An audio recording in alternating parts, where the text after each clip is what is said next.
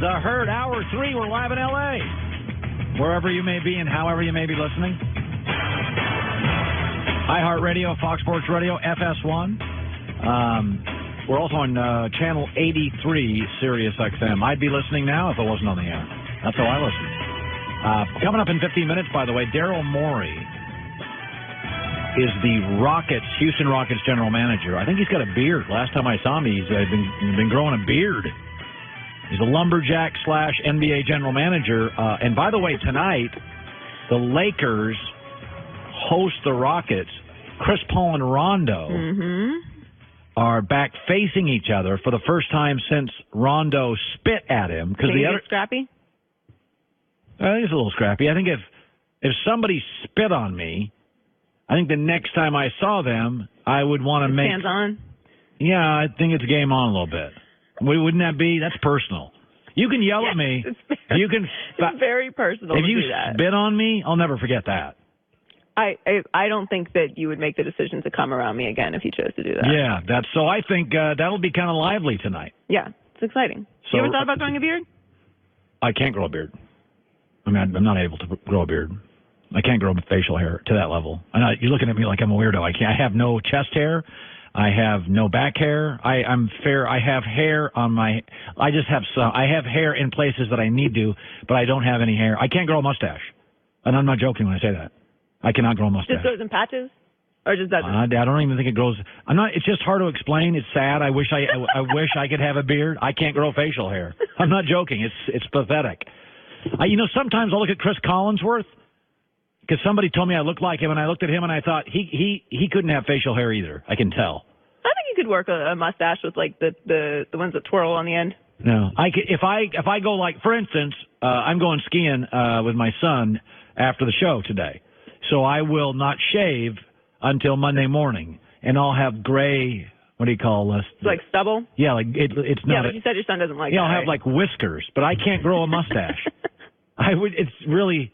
Well, you'll be very jealous of Daryl. I can remember the first place I shaved, Tokeland, Washington. I got a mirror, there was a razor, and I was like, because somebody told me if you shave, it grows back faster. And I was like 16, so that's not true. Anyway, this is kind of a random. Yeah, it kind of went off the rails. Went off the rails a little bit. By the way, so everybody today is reacting to the moment last night. Zion Williamson injury for Duke from last night. So let me start there. Years ago, I was in Mexico in a pool. There was a surgeon from Beverly Hills, global traveler. We talked for like 30 minutes, sipped beers. And I asked him before he swam away, just kind of hanging out in the sun, I said, what makes America great? Why'd you move here? And he said, why America is the greatest country I've ever been in. Again, he was a top surgeon in Beverly Hills, had lived in 7 or 8 countries. He goes, because America spots talent and then cuts a path and grooves it into commerce. For the gifted, there is no red tape. Commerce for the gifted is a wonderful thing. And it's why the world's best basketball players come here, and not Spain, and not Germany, and not China. They come here. Last night was not the end of amateurism. It was not the end of the NCAA. It was not the end of Nike. It was not the end of humanity. It was the beginning of a wonderful thing called American commerce and the American basketball machine.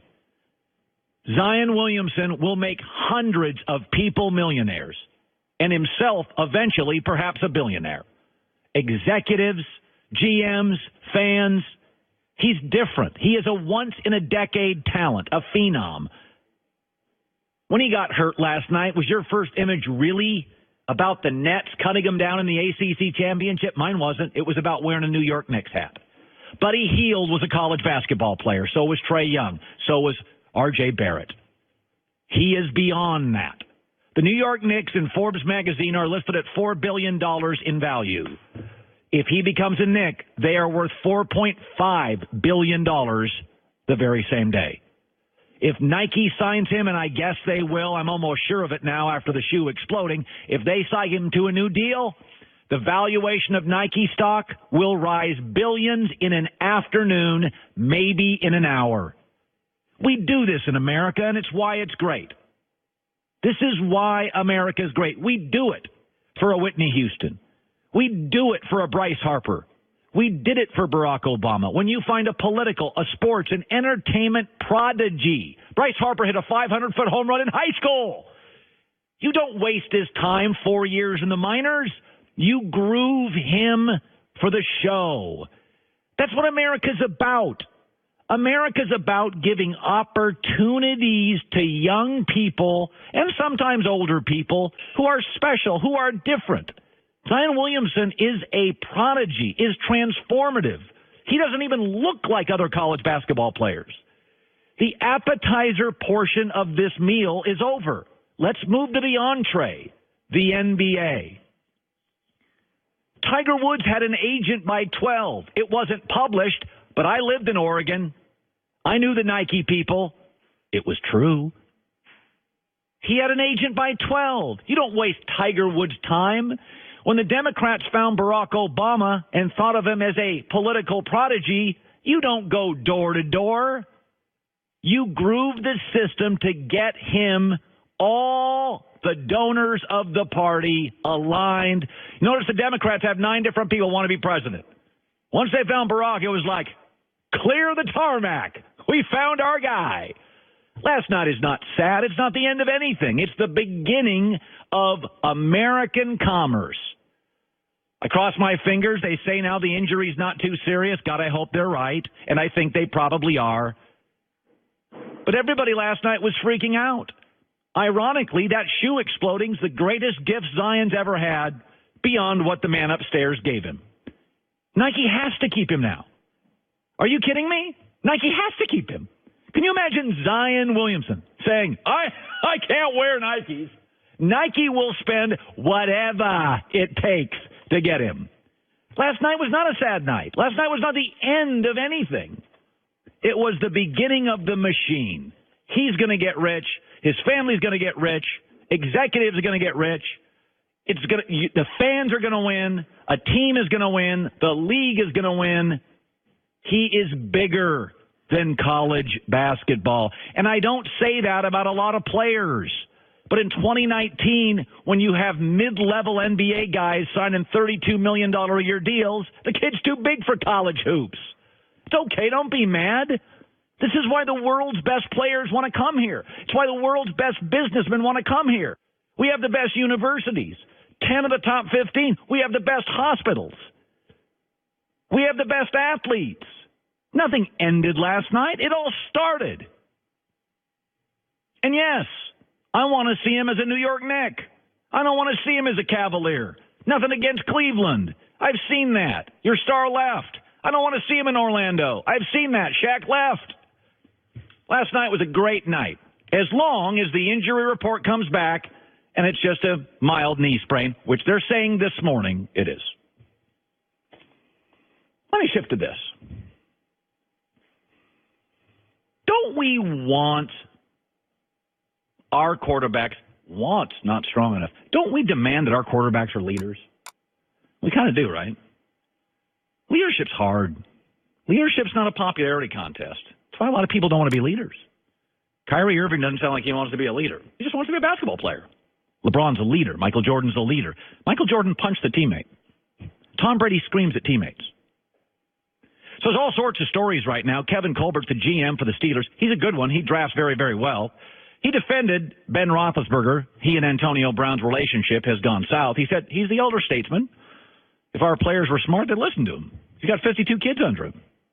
Got 53 guys who he can say, hey, right now he's the only one. He can call them out. That's fine. And the media's kind of freaking out. They don't like calling them kids, blah, blah, blah. I'm going to show you a piece of video, if I may. Sorry for the radio audience. It's Tom Brady yelling at people. I've never once criticized Tom Brady for yelling at people as I show you this video. Tom Brady is aggressive. Troy Aikman barked at people. I've had 3 football friends who played with Peyton Manning. Peyton Manning barked at teammates. Tom Brady, on more than one occasion, yells at teammates. That's called leadership, aggressive leadership. Okay, Steve Jobs was aggressive. Bill Gates is aggressive. Leaders are aggressive. The great politicians, they're aggressive. They take risks. What I don't like about Big Ben is when he's passive-aggressive. What I don't like about Aaron Rodgers is he's passive-aggressive. Remember this sound? I'm going to play a piece of audio Do we have that from Aaron Rodgers said about the Packers front office? Roll that. I think it's pretty clear that players play and coaches coach and personnel people make their decisions. That's the way they want it. Okay, that's passive-aggressive. I don't like that. I don't like Big Ben when he's passive-aggressive. I don't like Aaron Rodgers when he's passive-aggressive. You never hear me yell at Peyton Manning for barking at a teammate, Tom Brady barking at a teammate, Troy Aikman barked at a teammate, Terry Bradshaw barked at a teammate. That's aggressive leadership.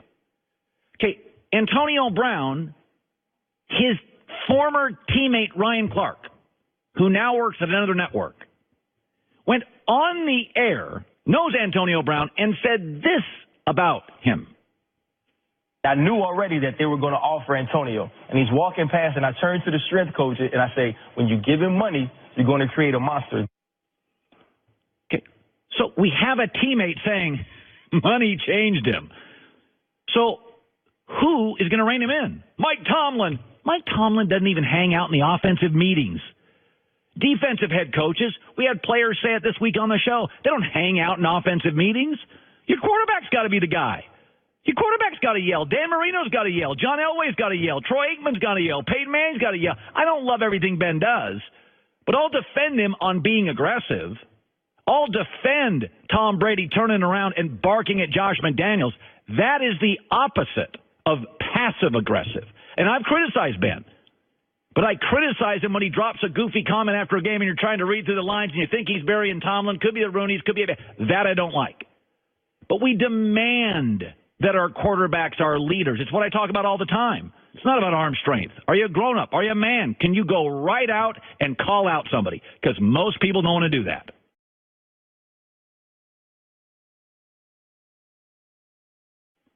Most teammates don't want to call out players. Kobe did. LeBron does. I will defend aggressive leadership always. Antonio Brown was so upset that he didn't win a team MVP award this year. They gave it to Juju Smith-Schuster. That he pouted and the team had to suspend him. You can bang on Ben all you want. Ben has never missed a game because he got mad that he didn't win a team plaque. Ben's not perfect, but I'll defend aggressive Ben, calling out guys, and those are the claims here, over the passive-aggressive actions of Ben and others anytime. So excited for my next guest. One of the really, truly smart guys. Forget that he went to MIT and Northwestern or used to kind of run the Boston Celtics. Yes, he was the operations guy for the Celtics. Forget that what he's done for the Rockets. He's a big global thinker, a lot of ideas, great sense of humor, and now has a beard. So he's very TV friendly. That is very important for this show. We're very telegenic, obviously. Daryl Morey is right around the corner. Hey, sleep can be a struggle for a lot of people. NBA GMs, if they're not winning, sleep's tough. It shouldn't be a luxury. But you know what? It is. And that's where Casper comes in. They have tried to figure out the ways to eliminate the roadblocks to good sleep. Ergonomic system, aligns your body, 33 points head to toe, gives you support where you need it, relief where you want it. 5 layers of premium foam. They have ultra breathable wool infused cover regulating temperature. For me, I don't sleep hot. I got to sleep cool. Sometimes I don't like a ton of covers. So that for me, heat means I don't sleep well. It's the ultimate luxury. Try the new Casper Wave mattress for 100 nights risk-free. Casper will even do the heavy lifting with free white glove delivery and setup included. All you got to do is go to Casper.com/wave and just use the code HERD.